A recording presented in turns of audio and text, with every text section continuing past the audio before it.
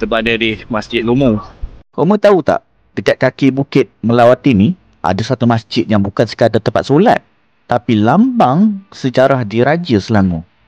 Inilah dia, Masjid Raja Lumu. Dinamakan sempena dengan nama Sultan Salahuddin Shah, Sultan Selangor pertama yang dulu dikenali sebagai Raja Lumu.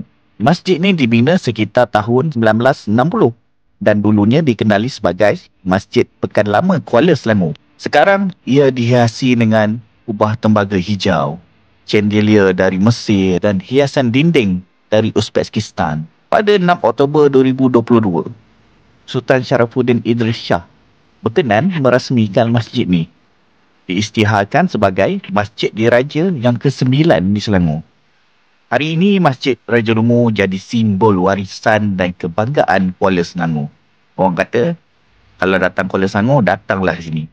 Tempat bermulanya Kesultanan Selangor yang kita kenal dan tahu pada hari ini.